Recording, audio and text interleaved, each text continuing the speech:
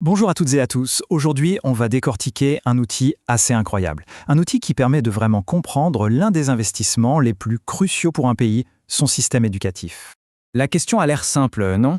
Où va l'argent de l'éducation? Eh bien, en réalité, c'est loin d'être simple. Essayer de suivre les flux financiers dans ce secteur, c'est un peu comme s'aventurer dans un immense labyrinthe.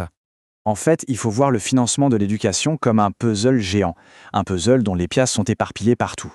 L'argent arrive de plein d'endroits différents, il part dans toutes les directions, et au final, avoir une vision d'ensemble claire, eh bien, c'est un vrai casse-tête, même pour les États les mieux organisés. Alors concrètement, ça veut dire quoi? Pensez-y. L'argent, il vient d'où? Du gouvernement central, bien sûr, mais aussi des régions, des communes, des familles, parfois même de l'international. Et il va où? Partout. Les salaires des profs, les nouveaux bâtiments, les livres, le transport des élèves. C'est un vrai brouillard, et essayer d'y voir clair, c'est une mission quasi impossible. Heureusement, face à ce chaos apparent, il y a une solution. Une solution vraiment structurée et, on peut le dire, assez élégante. On les appelle les comptes nationaux de l'éducation, ou CNE. Le plus simple, c'est de les voir comme une sorte de GPS financier pour l'éducation. Un CNE, c'est quoi au juste? C'est un cadre, une méthode en fait. C'est comme une immense carte hyper détaillée qui va suivre chaque euro dépensé dans le système éducatif.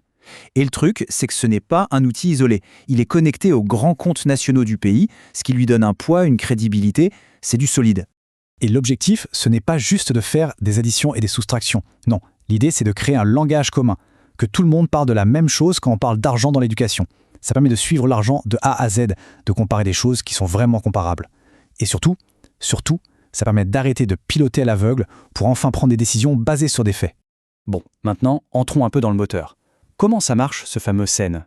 Toute sa puissance, en fait, elle vient de sa capacité à regarder chaque dépense sous 5 angles différents. 5 dimensions, comme on les appelle. Et c'est là que ça devient vraiment intéressant. En croisant ces 5 perspectives, on obtient une photo d'une précision incroyable. On ne sait pas seulement combien on dépense, on sait qui paye, pour qui, pourquoi faire et comment. C'est toute la différence. Alors, première dimension, la question la plus simple. Qui paie? Qui met l'argent sur la table? C'est fondamental. On regarde la part de l'État, évidemment, mais aussi celle des familles, frais de scolarité, achat de livres, tout ça. Ce genre de graphique, ça permet de voir tout de suite qui sont les plus gros contributeurs. Deuxième question, qui fournit le service? Parce que ce ne sont pas que les écoles publiques. Il y a les universités privées, les centres de formation, même les ministères qui gèrent tout ça. Cette dimension, elle nous permet de cartographier absolument tout l'écosystème. Qui fait quoi? Troisième dimension, et là, c'est une distinction hyper importante en finance. On sépare les dépenses de tous les jours, les salaires, les fournitures, ce qui fait tourner la machine au quotidien, de ce qu'on appelle les dépenses en capital. Ça, ce sont les gros investissements sur le long terme, comme construire une nouvelle école. C'est pas du tout la même chose. Quatrième angle de vue, on regarde où va l'argent par niveau d'études. Ça nous dit précisément combien est investi pour les maternelles, pour le primaire, le secondaire, les universités. Et ça, c'est crucial. Ça nous montre où sont les vraies priorités d'un pays. Et enfin, la cinquième et dernière dimension. C'est un peu le détail de la facture. On ne regarde pas juste le coût de l'enseignement en lui-même. Non, on regarde tout ce qu'il y a autour. La cantine, le transport, les livres, les bourses pour les étudiants.